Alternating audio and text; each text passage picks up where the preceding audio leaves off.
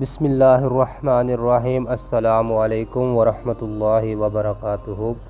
قوم کے سرداروں کا حضرت نوح علیہ السلام سے ٹھٹھا مذاق کرنا۔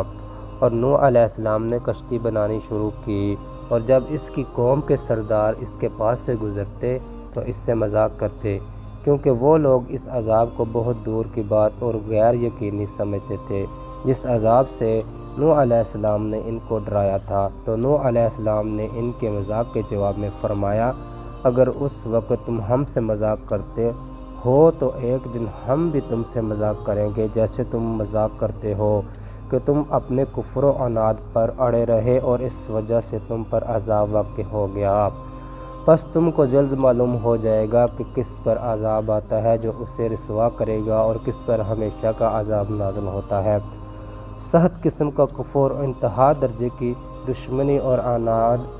ان کی طبیعت کا حصہ بن چکا تھا، حتیٰ کہ قیامت کے دن بھی وہ اس بات کا انکار کر دیں گے کہ ان کے پاس کوئی رسول ان کی رشد و ہدایت کے لیے آیا تھا۔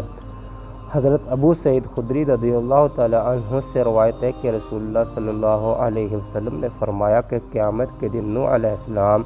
اور ان کی اللہ تعالیٰ نوح علیہ السلام سے فرمائیں گے کہ اے نوح، کیا تم نے میرے پیغامات اپنی قوم تک پہنچائے تھے؟ نوح علیہ السلام عرض کریں گے کہ ہاں میرے پروردگار۔ اللہ تعالیٰ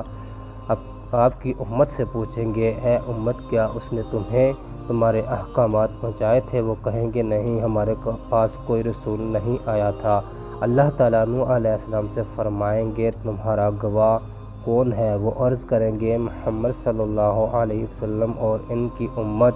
پس میری امت گواہی دے گی کہ نوح علیہ السلام نے پیغام پہنچائے تھے، اور یہی مفہوم ہے اللہ تعالیٰ کے اس فرمان کا، اور اس طرح ہم نے تم کو ایک بہترین امت بنایا تاکہ تم لوگوں پر گواہی دو اور رسول تم پر گواہی دیں۔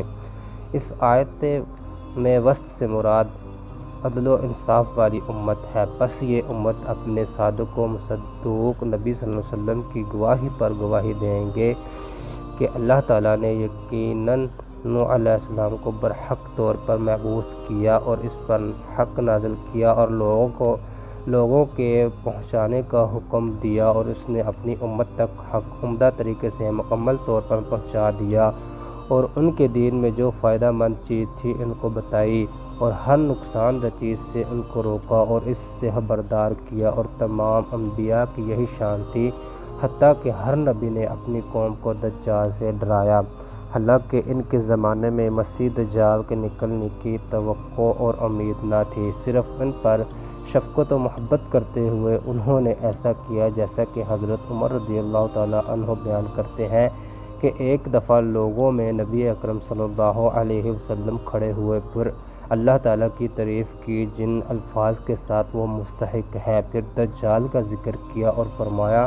میں نے تمہیں اس سے ڈرایا ہے، اور ہر نبی نے اپنی قوم کو اس سے ڈرایا ہے، اور نوح علیہ السلام نے بھی اپنی قوم کو ڈرایا ہے، لیکن میں تمہیں ایک